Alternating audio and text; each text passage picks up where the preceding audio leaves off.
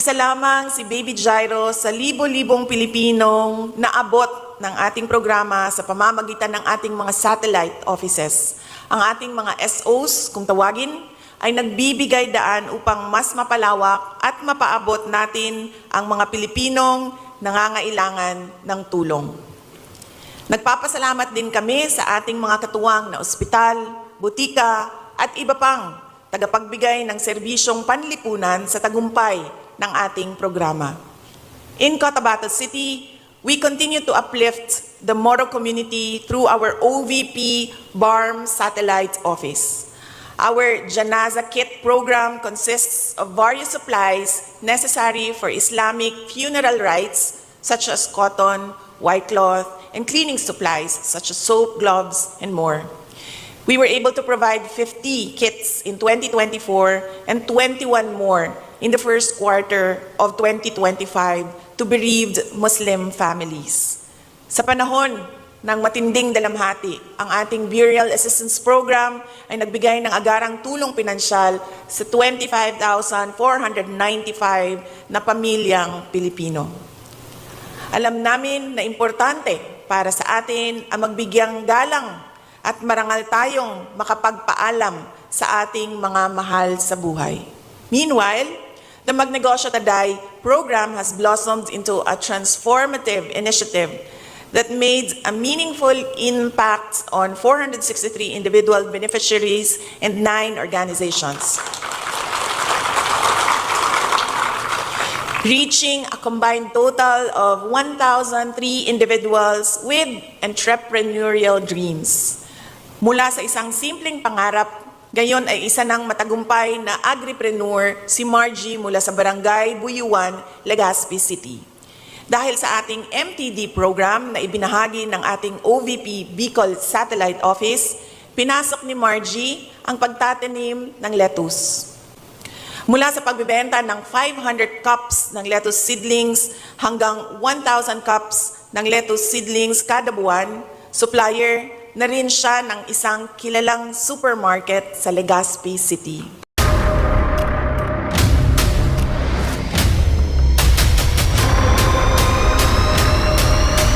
Bago tayo mag-umpisa, baka pwede niyong i-like ang video na to. Malaking bagay ang like sa aming mga content creators. Maraming salamat po.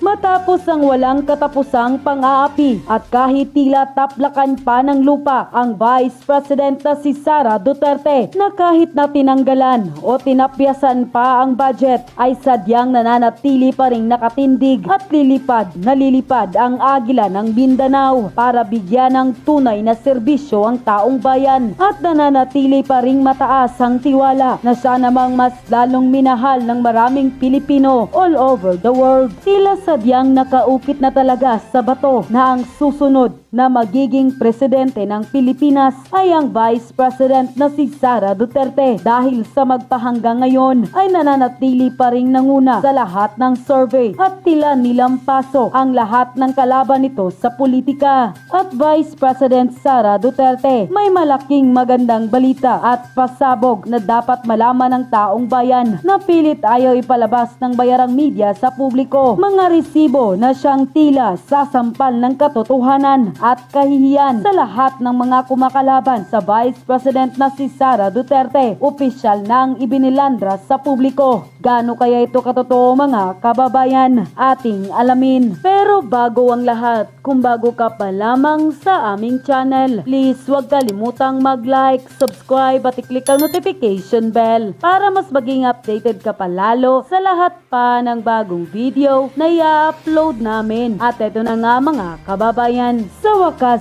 ito na ang pinakaantay ng lahat. Sa kabila ng tila panggigipit at siniraan ay hindi pa rin nagpapatinag at patuloy sa paglipad ang agila ng Mindanao, ang Vice President na si Sara Duterte. Sa wakas, ibinilandra sa publiko ang mga malalaking proyekto na matagumpay na naisagawa ng Office of the Vice President na siyang hindi pinalabas at tila pinagtatakpan di umano ng mga bias media sa publiko. Sabay-sabay nating panoorin ang full video.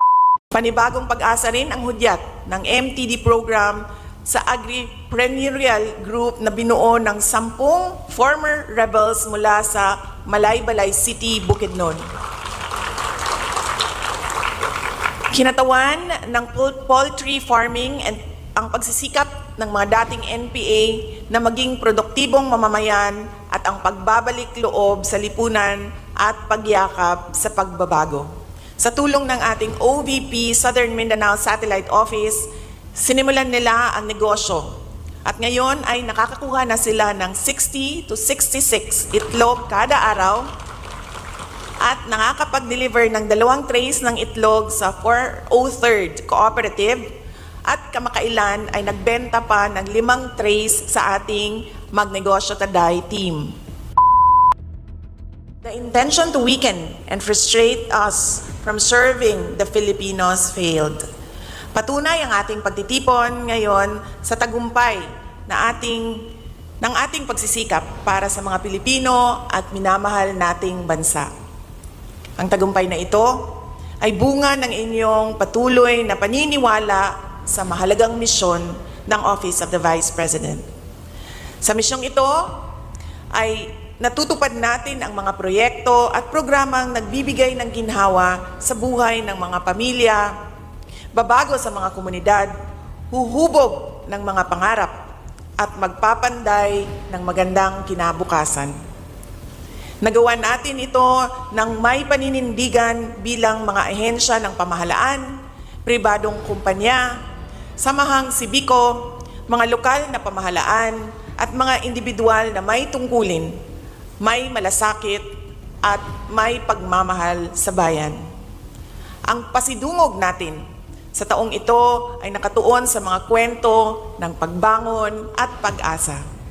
Kinikilala natin ang pagtahak sa mga bagong layunin, pagsubang ng mga bagong mithiin para sa bayan, at ang matatag na pag-angat na dala ng panibagong pag-asa at mas pinatibay na lakas. Sa bawat programa, proyekto at mga aktibidad na buong pusong itinataguyod ng tanggapan ng Pangalawang Pangulo mula sa pangkalusugan, kabuhayan, pagkain, hanggang sa edukasyon, pagtugon sa mga sakuna at para sa kapaligiran ay binigyang liwanag natin ang landas ng pag-asa.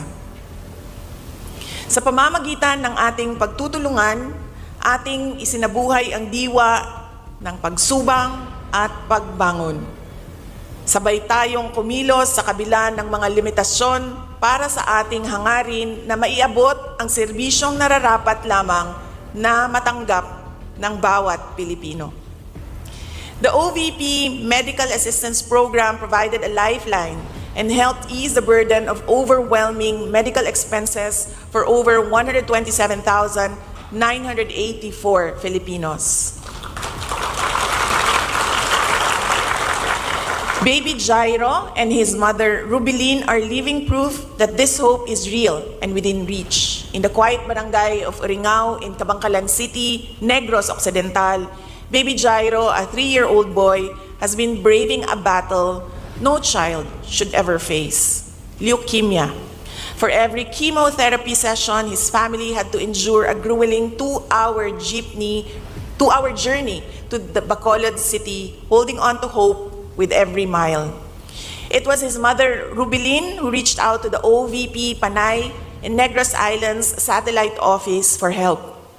And with a swift response of our colleagues, help came for the family. Baby Jairo received the medical assistance he needed. Today, we are witnessing his remarkable recovery. He's noticeably more playful, brimming with energy, and the lump that once caused his mother so much worry has visibly started to shrink.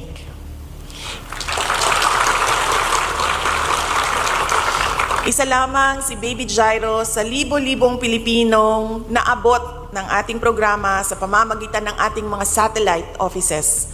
Ang ating mga SOs, kung tawagin, ay nagbibigay daan upang mas mapalawak at mapaabot natin ang mga Pilipinong nangangailangan ng tulong.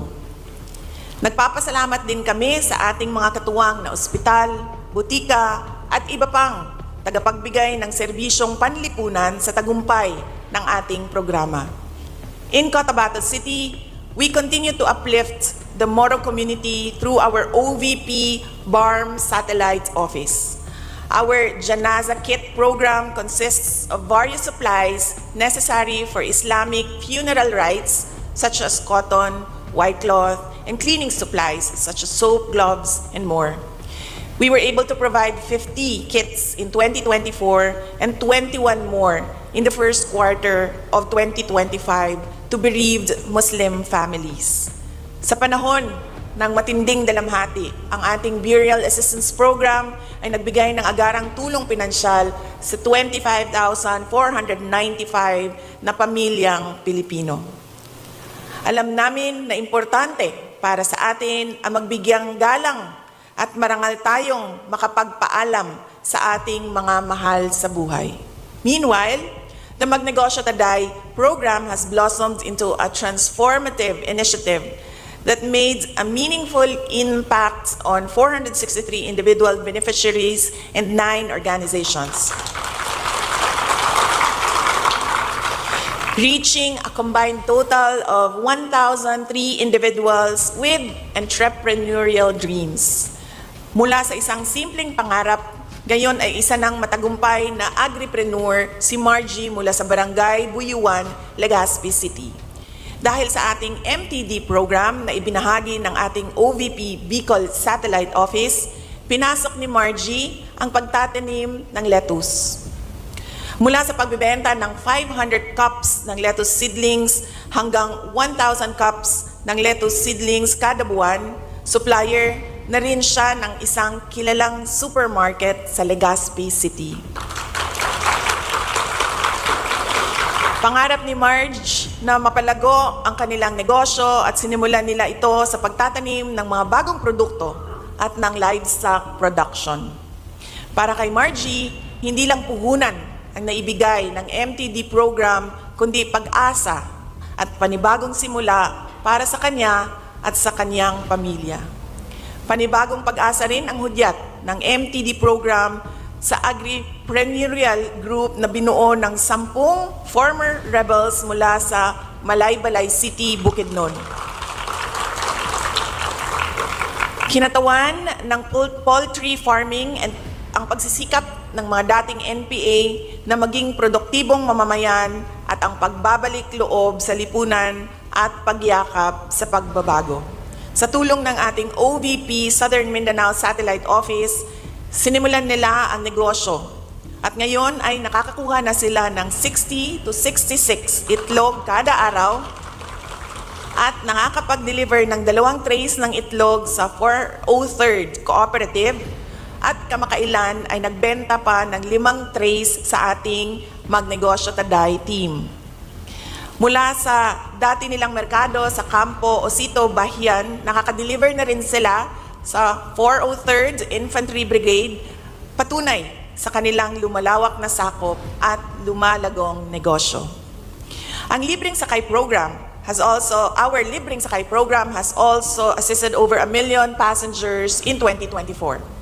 Layon ng inisyatibong ito na makatulong sa pampublikong transportasyon sa Metro Manila, Cavite, Bacolod, Cebu at Davao upang matugunan ang pangangailangang pang-ekonomiya ng mga pasaherong Pilipino, lalo na tuwing oras na dagsa ang mga tao sa kalsada. Bilang bahagi ng aming layunin na mapalawak ang serbisyo para sa mas maraming Pilipino, pinalalakas pa natin ang Libreng Sakay program sa tulong ng ating bagong katuwang, ang Kudos Trucking. 2 dagdag na bus ang inilaan para sa bagong mga ruta. Noong August 2024, inilunsad natin ang ruta sa PITX to Naik, Cavite at ngayong Hunyo, sinimulan na rin ang Libreng Sakay para sa araw-araw na commuters sa Tacloban City at mga karating na lugar. This year, through strong collaboration with our local government partners and swift coordination with emergency response teams, our disaster relief operations provided timely and life-saving support to 92,568 families affected by crises across the country. Between May 2024 and April 2025, our Kalusugan food trucks, our mobile kitchen on wheels were deployed 19 times to key locations in Quezon City, Cebu, and Davao. These missions delivered more than just hot meals. They brought comfort and care to the front lines, serving a total of 3,914 freshly prepared meals to the brave men and women in uniform, firefighters from the Bureau of Fire Protection who risked their lives battling blazes, police officers from the Philippine Hindi, ayaw ko sabihin kasi PNP ito si Tori. Police officers from the Philippine National Police,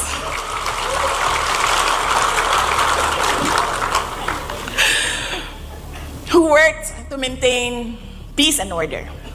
Soldiers from the armed forces of the Philippines who faced danger to protect the nation, and volunteers from various humanitarian groups who tirelessly extend relief and hope. Each meal was a small token of gratitude from the office of the Vice President for their unwavering courage, sacrifice, and dedication to keep our communities safe even in the darkest of times. Bilang pagtugon sa pangangailangang labanan ng gutom at alagaan ang kapakanan ng bawat Pilipino, namahagi ang ating opisina ng tulong sa pamamagitan ng pamimigay ng food bags sa mahigit 146,000 beneficiaries sa ilalim ng Relief of Individuals and Indigents in Crisis and Emergencies Program. Ang bawat bag ay naglalaman ng bigas, delata at iba pang pangunahing pagkain na naihatid sa mga pamilya ng nakaranas ng baha, sunog at iba pang matinding pagsubok.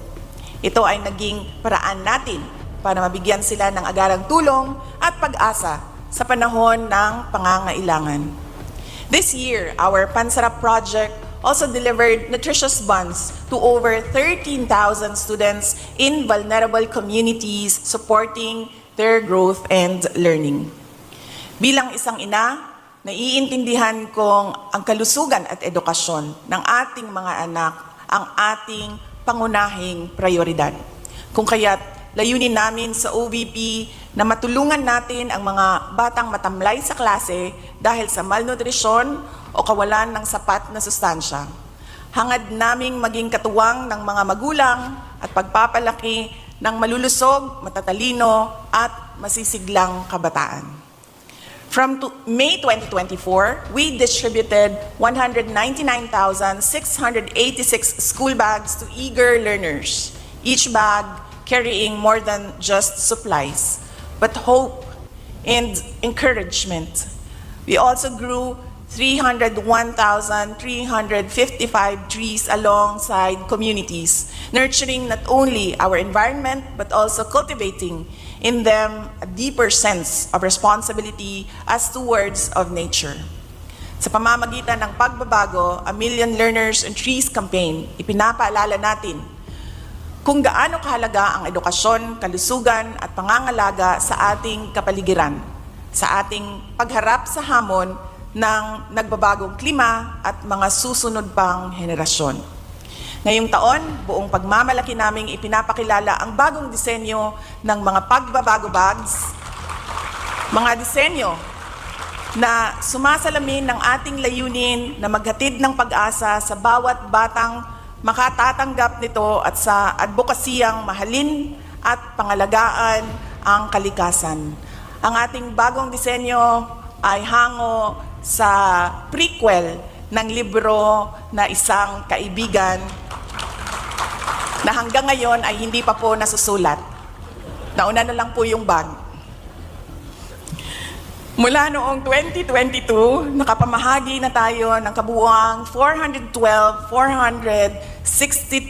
pagbabago bags kung saan nangunguna ang ating OVP Panay and Negros Island Satellite Office na nakapagbigay ng 45,343 bags. Kaugnay nito, ikinagagalak ko ring ibahagi na sa ilalim ng ating tree planting program, nakapagtanim na tayo ng 867,294 na punong kahoy simula noong 2023. Malapit na po natin maabot ang ating pangarap na 1,000,000 puno mula sa Office of the Vice President. Nangunguna rito ang OVP Central Office na nakapagtanim ng 257,200 na mga puno. Kaunting hakbang na lamang at mararating na natin ang ating layunin na makapagtanim ng 1,000,000 puno para sa kapakanan ng kalikasan at sa mga susunod pang henerasyon. Sa layuning mabigyan ng pagkakataon ang mga kabataan na maranasan ang mga tungkulin at responsibilidad ng isang pangalawang Pangulo, inilunsad din natin ang You Can Be VP program. Nitong nakalipas na taon, kasama ko sa Malaysia si Elise, isang mag-aaral mula sa Pampanga at isa sa 5 napiling kabataan sa buong bansa na naging bahagi nitong ating programa. Magkasama kaming dumalo sa isang mahalagang aktibidad na inilunsad ng Southeast Asian Ministers of Education Organization Council o SIMEO. Ikinagagalak kong ibahagi na nakapagtapos na ng senior high school si Elise with honors mula sa Santa Cruz Integrated High School ng Lubao, Pampanga. Kwento niya na naging daan ang You Can Be VP program upang magkaroon siya ng kumpiyansa sa sarili at ipagpatuloy ang pangarap niyang kumuha ng kursong Public Administration. Kasama ko rin noong nakaraang Marso ay si Shara May, na ngayon ay isang upcoming grade 10 student mula sa Las Navas National High School sa Northern Samar, sa aking opisyal na pagbisita sa Cambodia. Una ko siyang nakilala noong binisita natin ang kanilang paaralan noong nakaraang taon. At ngayon, bilang ika-5 kalahok ng ating programa, naging bahagi siya ng mga mahalagang pagpupulong, pagbisita sa mga paaralan at pakikipag-ugnayan sa mga leader ng Filipino community sa Cambodia. Sa kakalipas lamang na taon, pinarangalan si Shara May ng with honors ng kanyang paaralan. Habang patuloy nating itinataguyod ang isang mas progresibo at mas matatag na bansa, nananatili ang tanggapan ng pangalawang Pangulo bilang isang maaasahang katuwang at kasangga ng bawat Pilipino. To our partners from key government institutions, thank you for working with us to implement programs, deliver services, and respond to the needs of underserved Filipinos. The successful rollout of our programs and projects would not have been possible without the over 1,000 strong partners that helped us further advance the well-being of our nation. Sa pamamagitan ng pinag-isang pagsisikap ng mga ahensya ng gobyerno, pribadong sektor, at mga organisasyong pangsibiko, ay makakamit natin ang ating mithiin na maibsan ang paghihirap ng kapwa nating Pilipino. Sa kabila ng mga limitasyong pinansyal, balakid at pagsubok, patuloy nating pagtibayin at palawakin ang mga ugnayang ito tungo sa pagbuo ng bayan na may iisang adhikaing makatulong at makapagbigay suporta, lalong-lalo na sa mga kapos at nangangailangan. Sa loob ng 3 taon bilang Vice President, ako ay lubos na nagpapasalamat sa inyong patuloy na pakikipagtulungan para sa pagsasakatuparan ng ating mga mithiin para sa ating bayan.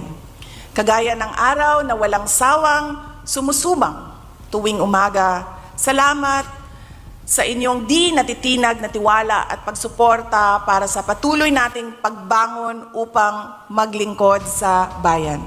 Unahin natin ang bansa kaysa sa pansariling interes. Mangako tayo na ilalaan lamang natin ang ating puso at gawa para sa tunay na ikabubuti ng sambayanan. Ngayong taon, inaanyayahan ko kayong mas mahalin pa natin ang Pilipinas. At yun na nga mga kababayan, ano na ang masasabi mo?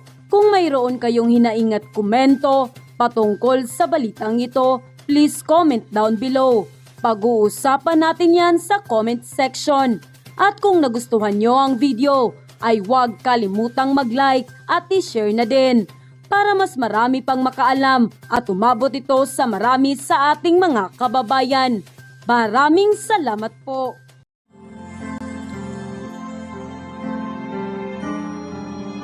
Ano yung melody ng song? Ang bayan ko'y pinagpala pagkat sa amin pinigay ang isang biyaya. Biyaya na mag-aahon sa hirap at dilim ng kahapon at sa bawat Pilipino'y magtatanggol sa bayan ko dati laganap pang-api at dusa sa aming mga mahihirap. Ngunit ikaw ay dumating, sagot sa aming mga dalangin. Muli kaming babangon, mabuhay ka na kay Digong. Ama, maraming salamat. Aming mga mata'y minuhulat, gawain ng masasamay iyong isiniwalat. Ikaw lang ang pag-asa naming lahat.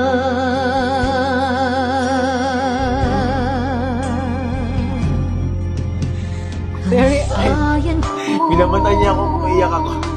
Pilipinas, muling makikilala at itataas. Katahimik ay maghahari sa ating puso'y mamamayani. Mga ngiti sa labi di mapapawi.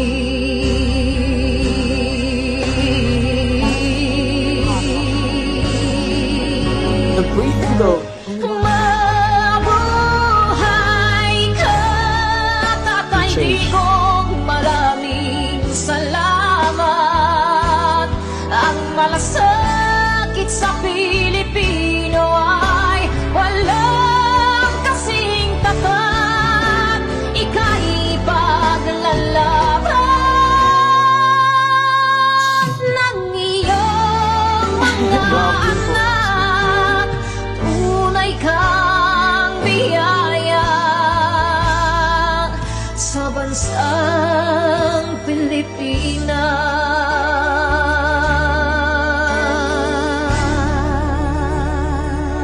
Gosh. Irene Oikaw. Mabuti pa ang sardinas, may label. Eh tayo, wala. Oo nga pala. Nay, ito na yung bayad ko sa isa, ano? O, kunin mo yung isa. Isa muna, iyan, no? Tapos, isa pa, di ba? 4 dapat na sardinas, eh. Yan. 3 na. Pang-4 na sardinas. Okay na.